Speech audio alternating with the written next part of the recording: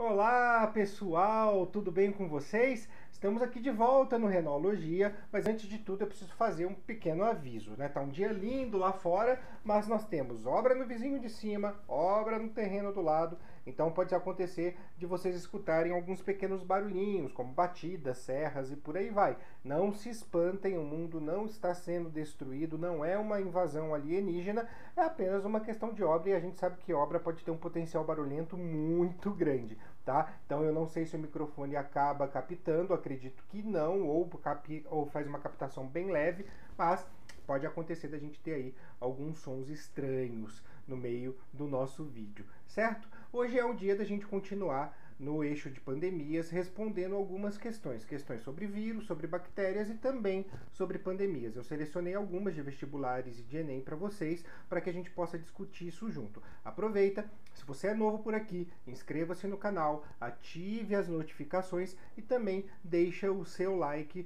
para nos ajudar a crescer, né? Ninguém tá no YouTube para ser visto por uma pessoa, né? Assim, tá legal a gente ter um pouquinho de visibilidade.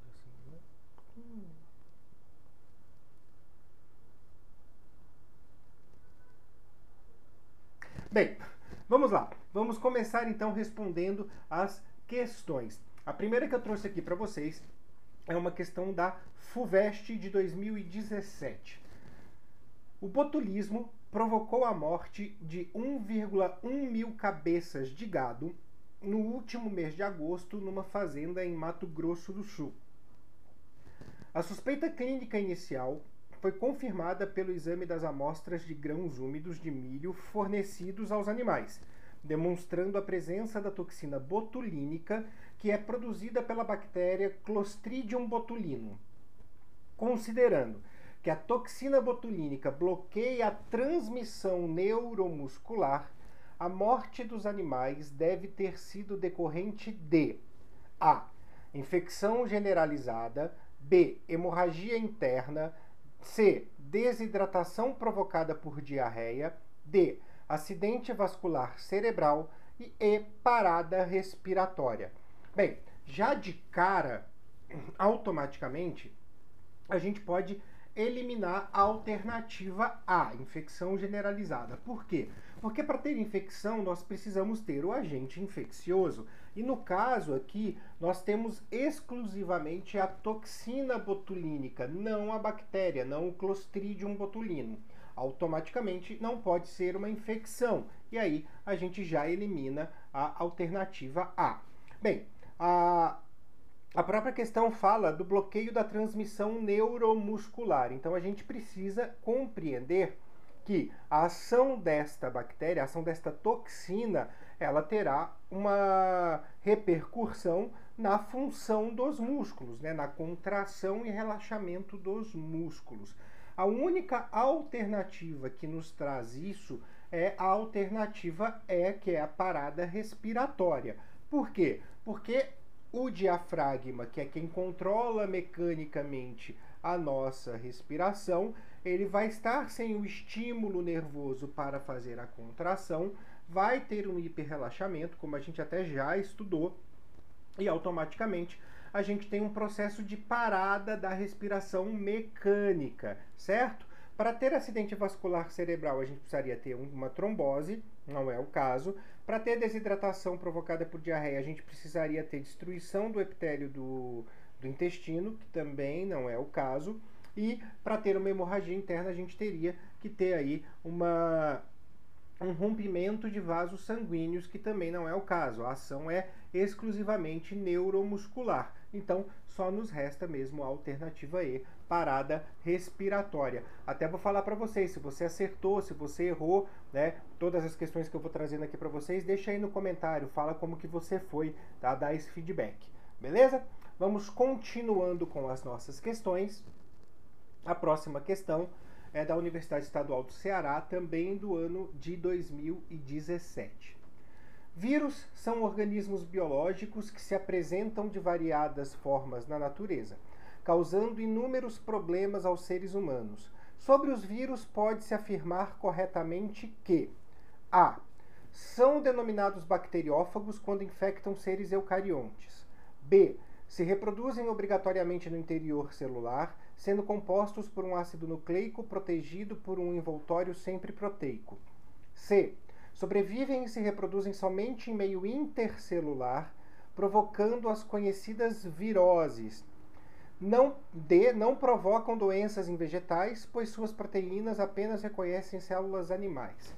Bem, nesse caso, mais uma vez, a gente pode eliminar a alternativa A, porque as bactérias, né, que são o foco da ação do bacteriófago, o foco da ação parasitária do bacteriófago, são seres procariontes, ou seja, possuem seu material genético disperso no hialoplasma, não envolto por uma membrana nuclear. Então, eles são procariontes e não eucariontes. Automaticamente, o bacteriófago não vai atacar uma célula que tenha núcleo. Então, a resposta A já é automaticamente eliminada. Sobrevivem e se reproduzem somente em meio intercelular. Não podemos causar a confusão de acreditar que intercelular é dentro da célula. Não é entre as células.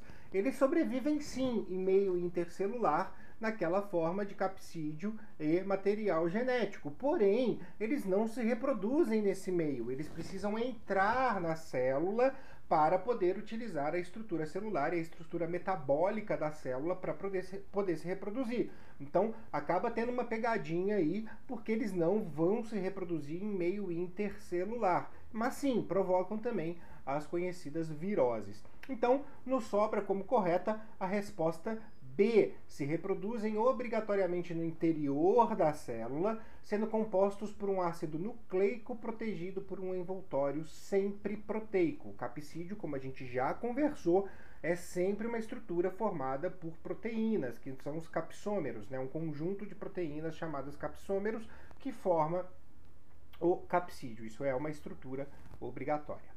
Tá? Próxima questão, da Unicamp de 2014. Nos porões dos navios vindos do Oriente no século XIV, chegavam milhares de ratos à Europa, onde encontravam um ambiente favorável, dadas as condições precárias de higiene. Esses ratos estavam contaminados e suas pulgas transmitiam um agente etiológico aos homens através da picada. Os ratos também morriam da doença, e quando isto acontecia, as pulgas passavam rapidamente para os humanos para obterem o seu alimento, o sangue. Qual é o agente etiológico e qual é o nome popular dessa doença? Bem, aqui a gente tem resposta A, vírus peste bubônica, B, bactéria peste bubônica, C, vírus leptospirose, D, bactéria leptospirose. Como a gente está falando, pegando a segunda informação, qual é a doença? Como a gente está falando de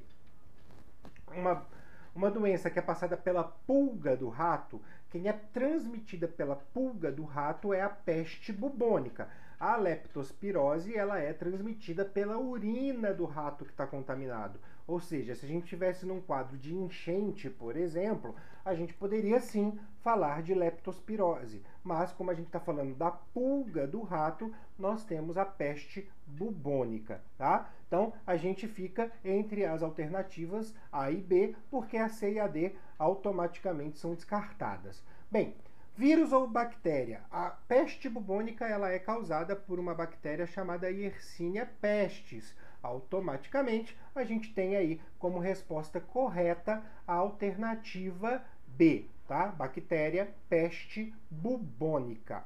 Bem, vamos lá. Próxima questão.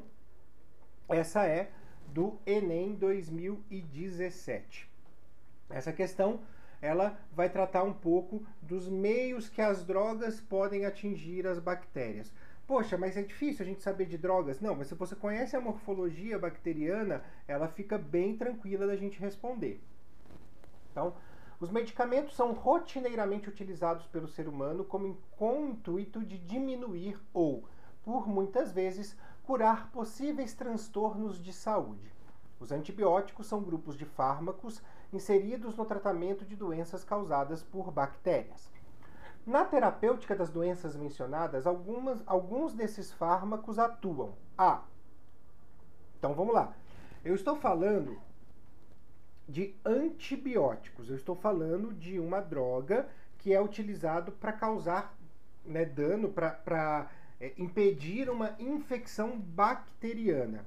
Automaticamente, se ele é específico para bactérias, eu preciso pensar em ações que atuem na célula bacteriana, não no organismo do hospedeiro, né, de quem está passando pela infecção. Então, olha o que a gente tem aqui. Alternativa A, ativando o sistema imunológico do hospedeiro. B, interferindo na cascata bioquímica da inflamação. C, removendo as toxinas sintetizadas pelas bactérias. D, combatendo as células hospedeiras das bactérias. E danificando estruturas específicas da célula bacteriana. De todas essas alternativas, as 4 primeiras não possuem ação direta na bactéria. Ou seja, ativando o sistema imunológico do hospedeiro, eu teria aí uma droga que não é um antibiótico, eu teria uma droga que atua diretamente no organismo do hospedeiro, aumentando a atividade do sistema imune. Não pode ser essa. B, interferindo na cascata bioquímica da inflamação. A cascata bioquímica da inflamação também é de responsabilidade do organismo hospedeiro, também está fora de cogitação. C, removendo as toxinas sintetizadas pelas bactérias. A ação aí é no produto metabólico das bactérias, não é na célula bacteriana, também está errada. D, combatendo as células hospedeiras das bactérias. As bactérias já estão combatendo as células hospedeiras dela. Elas não precisam desse tipo de ajuda, né? Que tipo de droga que você vai tomar que vai simplesmente potencializar o poder da bactéria? Não teria lógica alguma. E aí a alternativa é, danificando estruturas específicas da célula bacteriana, é a única que nós temos que tem ação direta no parasita. Por isso, a única alternativa que nos resta como correta é a alternativa E, tá bom? Mais uma pergunta do Enem, dessa vez do Enem de 2010.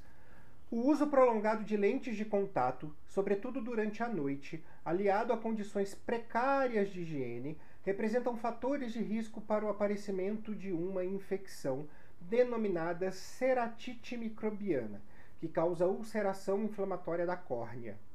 Para interromper o processo da doença é necessário tratamento antibiótico. Então a gente já sabe que está falando de bactéria, né? A questão anterior já mostrava isso, né? Tratando de antibióticos. De modo geral, os fatores de risco provocam a diminuição do oxigênio corneano e determinam mudanças no seu metabolismo, de um estado aeróbio para um estado anaeróbio. Como decorrência, observa-se a diminuição do número no número e na velocidade de mitoses no epitélio, o que predispõe ao aparecimento de defeitos epiteliais e à invasão bacteriana. A instalação das bactérias e o avanço do processo infeccioso na córnea estão relacionados a algumas características gerais desses micro-organismos, tais como a grande capacidade de adaptação, considerando as constantes mudanças no ambiente em que se reproduzem, o processo aeróbico como a melhor opção nesses micro-organismos para a obtenção de energia. B, a grande capacidade de sofrer mutações, aumentando a probabilidade do aparecimento de formas resistentes e o processo anaeróbico, da fermentação como a principal via de obtenção de energia. C, a diversidade morfológica entre as bactérias, aumentando a variedade de tipos de agentes infecciosos e a nutrição heterotrófica, como forma de esses micro-organismos obterem matéria-prima e energia. D, o alto poder de reprodução, aumentando a variabilidade genética dos milhares de indivíduos e a nutrição heterotrófica, como única forma de obtenção de matéria-prima e energia desses micro-organismos.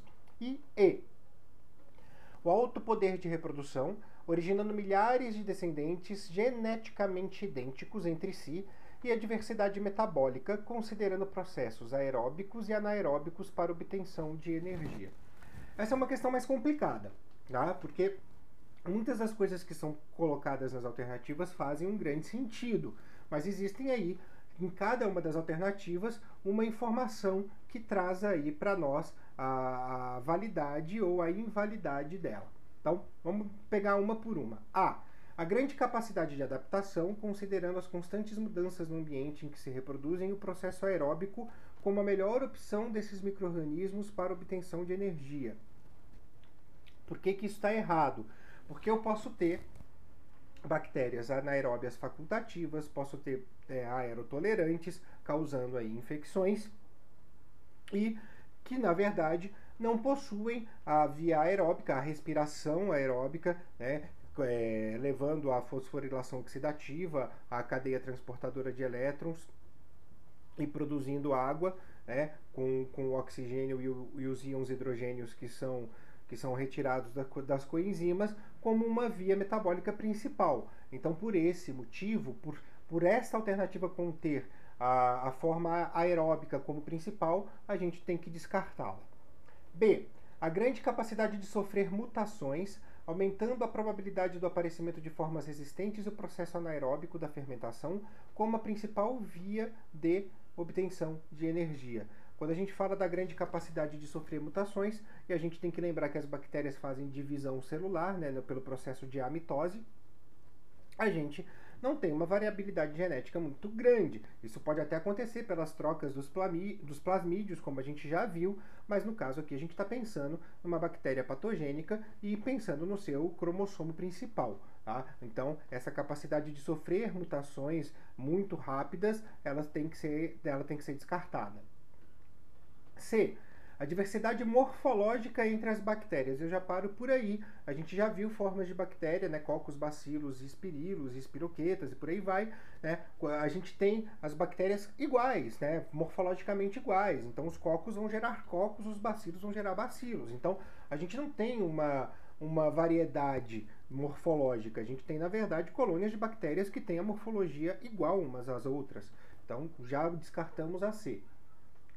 O alto poder de reprodução, aumentando a variabilidade genética dos milhares de indivíduos e a nutrição heterotrófica. Quando a gente fala da variabilidade genética, é a mesma questão que está presente na alternativa B, né? Porque a alternativa B fala de mutações para criar essa variabilidade, e aqui a gente nem fala qual é a origem dessa variabilidade, mas ela não existe porque a gente está falando de divisão binária.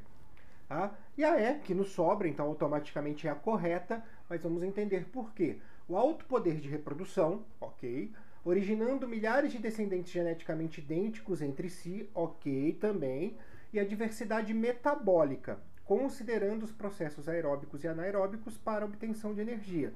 O que significa isso? O DNA da bactéria, né, dessa bactéria causadora, no caso desta infecção, ela é uma aeróbia facultativa, ela tem enzimas que tanto vão poder atuar na cadeia respiratória, como vão poder atuar nos processos de fermentação. Então ela tem sim uma variabilidade de enzimas, uma variabilidade metabólica. E por isso, mesmo com a retirada do oxigênio do meio, ela consegue se reproduzir, formar colônia e gerar o processo de infecção. Tá? Essa é um pouquinho mais difícil, mas também é só pensar bastante, né? Pensar bem, né? Pegar essas pequenas falhas que existem em cada uma das alternativas erradas, que também é possível de responder com tranquilidade, ok? Bem, próxima pergunta, uma pergunta da FATEC. Os vírus são minúsculos piratas biológicos porque invadem as células, saqueiam seus nutrientes e utilizam as reações químicas das mesmas para se reproduzir. Desculpa, mas eu fico imaginando os vírus jogando Sea of Thieves no Xbox. Tudo bem, vai. Logo em seguida, os descendentes dos invasores transmitem-se a outras células, provocando danos devastadores. A estes danos dá-se o nome de virose, como a raiva, a dengue hemorrágica, o sarampo, a gripe, etc. De acordo com o texto, é correto afirmar: A. Os vírus utilizam seu próprio metabolismo para destruir células, causando viroses. Os vírus utilizam o DNA da célula hospedeira para produzir outros vírus. C. Os vírus não têm metabolismo próprio. D. As viroses resultam sempre das modificações genéticas da célula hospedeira. E E. As viroses são transcrições genéticas induzidas pelos vírus que degeneram a cromatina na célula hospedeira. Bem, analisando uma por outra, uma alternativa por alternativa, o que a gente tem na A? Os vírus utilizam seu próprio metabolismo. Não, o vírus não tem o próprio metabolismo, ele não tem uma célula, ele não tem capacidade de produzir suas enzimas, deixar essas enzimas dentro dele e elas gerarem um metabolismo. Até porque se eles tivessem o próprio metabolismo, eles conseguiriam se duplicar sem necessitar de uma estrutura de célula hospedeira e automaticamente ele deixaria de ser um parasita obrigatório. Os vírus utilizam o DNA da célula hospedeira para produzir outros vírus. Não, essa informação não está no DNA da célula hospedeira, está no próprio material genético do vírus. C. Os vírus não têm metabolismo próprio, automaticamente, né, a C desmente a A, né, e aí a gente tem a resposta C, como a resposta correta. D. As viroses resultam sempre das modificações genéticas da célula hospedeira. Não, as modificações genéticas não são da célula hospedeira, esquece a modificação genética da célula hospedeira, tá? O vírus vai utilizar o seu próprio material genético. E as viroses são transcrições genéticas induzidas pelos vírus que degeneram a cromatina da célula hospedeira. Mais uma vez eu falo, não é um problema com o DNA da célula hospedeira. A questão é que o próprio material genético do vírus, ele controla o metabolismo celular para que ele possa fazer a sua multiplicação de unidades. Então, só realmente nos resta a resposta C, tá bom? Próxima questão da FUVEST. Considere as seguintes características atribuídas aos seres vivos. 1. Os seres vivos são constituídos por uma ou mais células. 2. Os seres vivos têm material genético interpretado por um código universal. 3. Quando considerados como populações, os seres vivos modificam-se ao longo do tempo. Admitindo que possuir todas essas características seja requisito obrigatório para ser classificado como ser vivo, é correto afirmar que A. Os vírus e as bactérias são seres vivos, porque ambos preenchem os requisitos 1, 2 e 3. Não pode estar correta. As bactérias sim preenchem os requisitos 1, 2 e 3, porém os vírus não têm organização celular. B. Os vírus e as bactérias não são seres vivos. Não, as bactérias são seres vivos, a gente já pode parar por aí. C. Os vírus não são seres vivos, porque preenchem os requisitos 2 e 3, mas não preenchem o requisito 1. Os vírus não são seres vivos, que é a D, porque preenchem o requisito 3, mas não preenchem os requisitos 1 e 2. E os vírus não são seres vivos porque não preenchem os requisitos 3. A gente tem que escolher entre a C, a D e a E, porque ela trata dos vírus não sendo seres vivos. Lembrando que isso é uma visão de boa parte da comunidade científica. Bem, vamos ver quais são então esses requisitos. 1. Os seres vivos não são constituídos por uma ou mais células. Os vírus não têm células, automaticamente, realmente a gente não tem os vírus cumprindo a alternativa, né, a afirmativa 1. Os seres vivos têm material genético interpretado por um código universal. Os vírus possuem material genético que passa pelos processos de transcrição e tradução. Então isso está correto. Mesmo os vírus não tendo célula, o material genético dele funciona como qualquer outro material genético. E a 3. Quando considerados como populações, os seres vivos modificam-se ao longo do tempo. E é real. Os vírus podem sim sofrer mutações, né? E durante essas multiplicações, inclusive usando até o bacteriófago, pode acontecer dele levar na sua formação, quando ele vai duplicar o seu material genético, dele levar inserido no cromossomo da bactéria um pedacinho do cromossomo da bactéria, e isso se passar como uma evolução e uma nova informação que as próximas cepas terão. Então também está correto. Então nos sobra aí, no caso, a alternativa C, né? Os vírus não são seres vivos porque preenchem os requisitos 2 e 3, mas não preenchem o requisito 1. Ok? Próxima questão, também Enem 2016. Essa é uma questão que envolve conceitos de ecologia, né? De relações entre espécies. Vamos dar uma olhadinha nela. Uma nova estratégia para o controle da dengue foi apresentada durante o Congresso Internacional de Medicina Tropical, no Rio de Janeiro, em 2012. O projeto traz uma abordagem nova e natural para o combate à doença e já está em fase de testes. O objetivo do programa é cessar a transmissão do vírus da dengue pelo Aedes aegypti a partir da introdução da bactéria Wolbachia, que é naturalmente encontrada em insetos, nas populações locais de mosquitos. Quando essa bactéria é introduzida no Aedes aegypti, atua como uma vacina, estimulando o sistema imunológico e bloqueando a multiplicação do vírus dentro do inseto. Qual o conceito fundamental relacionado a essa estratégia? Então vamos ver uma por uma. Clonagem, mutualismo, parasitismo, transgênese e controle biológico. Não pode ser clonagem, porque clonagem eu teria uma multiplicação do vírus. Então não pode ser clonagem, porque eu teria fazendo cópias dele. Eu estou fazendo aqui justamente o contrário. Mutualismo, aí é uma dúvida bastante interessante. O mutualismo, para ser mutualismo, a gente tem que ter benefícios mútuos. O mosquito teria que ser beneficiado da bactéria e a bactéria teria que se beneficiar do mosquito. E nesse caso, tanto faz para o mosquito ter ou não o vírus, isso não interfere na vida dele. Então, se a bactéria está atuando sobre o vírus, para o mosquito tanto faz, ele vai continuar sendo um mosquito que vai precisar do seu sangue e vai ter lá o seu metabolismo e vai ter lá todas as suas funções corporais acontecendo. Então, não pode ser mutualismo. Parasitismo. Não está sendo parasitismo, porque a bactéria está atuando em um parasita, não o contrário. Transgênese.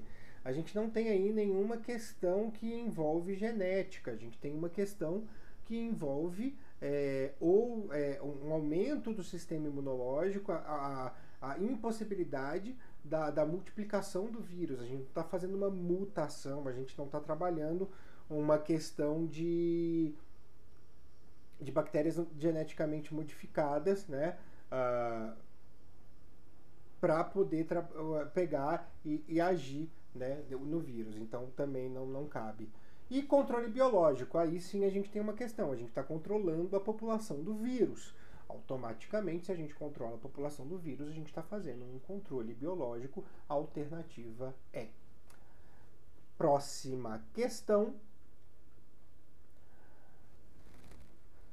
O mapa mostra a área de ocorrência da malária no mundo. Então, para tudo aqui agora e foca na palavra ocorrência. Aí a gente tem um mapa que mostra aí regiões de ocorrência da malária. A gente até pode perceber que existe aí uma ocorrência maior nas regiões equatoriais, né?